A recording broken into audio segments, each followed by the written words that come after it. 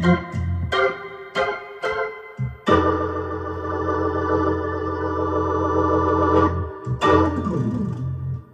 fact that you do have a certain amount of fame, I guess it's given me a measure of credibility, and people tend to think that when you say something, it carries a bit of weight, that because you're coming from experience, it gives you a little bit more influence.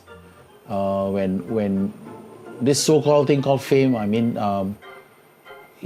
which I recognize it's there, it's real. I'm not going to say that I don't think I'm famous. I don't think about it because I'm in the driver's seat with that kind of stuff, but I do recognize that some people give me a lot of deference and so on. And I think that's because of a combination of fame that has then yielded influence. People say you could make a good politician, and I don't know. Maybe I have the propensity, but I'm not interested. I don't really like being involved with politics, but I actually love public policy, which is very different. And so every once in a while, I may make a post that goes viral and then creates conversation, gets picked up by the newspapers and made into an article, and then will sometimes may evoke an invitation to come and have coffee, But the reason why I don't do that anymore, because I think it's not useful to grandstand. Because sometimes people, when they grab the blowhorn and they get a rebel kind of like echoing and making noise and gathering around you, it may give you the idea that you should then speak louder and speak more often and all that. But I've been very fortunate over many years. I've been sitting on government committees since 1985, right? From just organizational committees for Ministry of Culture, 1985, being on the Arts Resource Panel for 20 years, being on the Arts Advisory Panel for 10 years, being on the board of the National Arts Council, and then developed relationships. I even at one point was on the Workforce Development Agency Council, Manpower Skills and Training Council. So I have official and non-official and informal talks where I am listened to, and I am opportunity to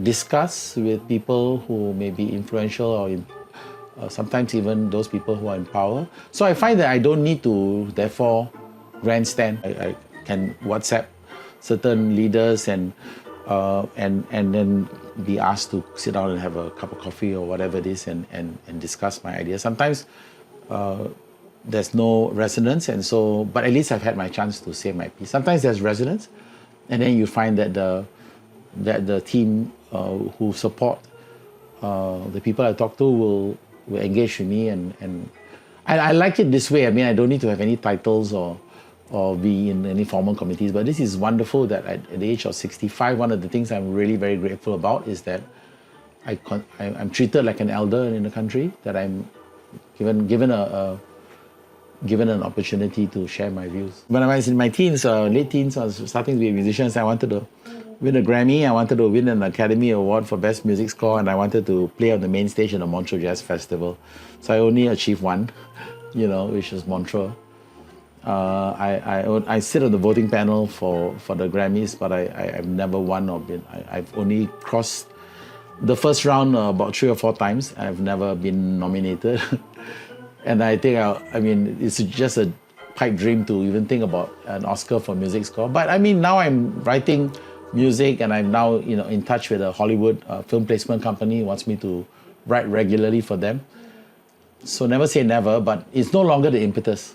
And these awards are no longer the impetus. But having said that, one has to be careful, because when you are given an accolade or an award, you have to learn to not be smug about it and just accept it graciously and gratefully, and so that people don't think that, wow, he's hot shot now, you give him an award, he's not interested. Legacy is a very interesting thing. I'm always very curious when people talk about their legacy, because For me, I always think legacy, just like people praising you about whether a piece of yours is good or not, or whether you're famous or not, it should be what other people say, not what you say about yourself.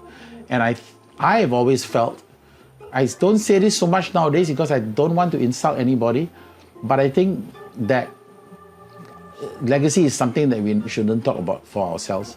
It's something that happens after you're going or gone. And then people will say, oh, he left a legacy of this. So I don't really think much along those terms. Try not to do something dumb towards the end. You know, one book that I read that I really enjoyed about 25 years ago, because I used to be really affected by other people's opinions. But this book I read that really changed my way about thinking about is, what you think of me is none of my business.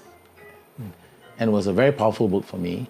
And again, after you develop that skill, you have to not be smug with people. But internally, when someone says something, you measure it, you go, I don't think I agree with that, and then just leave it, you know. Yeah. Or I think it's great advice and I'll run with it, you know.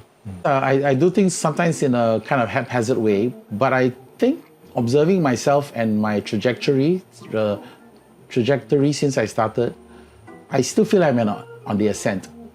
I don't feel I've plateaued, because I know I will plateau in the next 3 years or 5 years, and hopefully enjoy a nice cruise at that altitude before, like anything, the body starts to get older and energy goes down, and then you start to do the decline.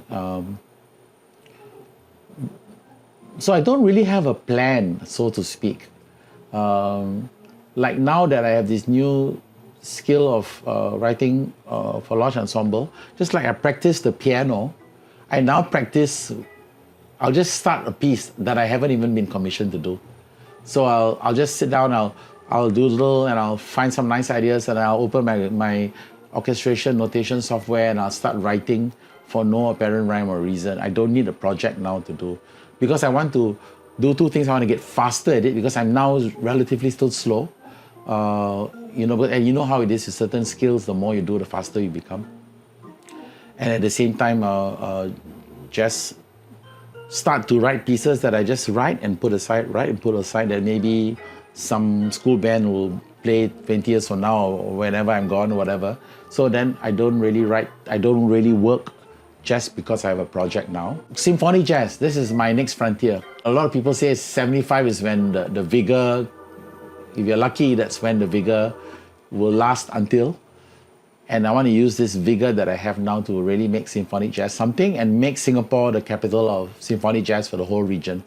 And so yeah, that, if you ask me what else I want to do, that might be it.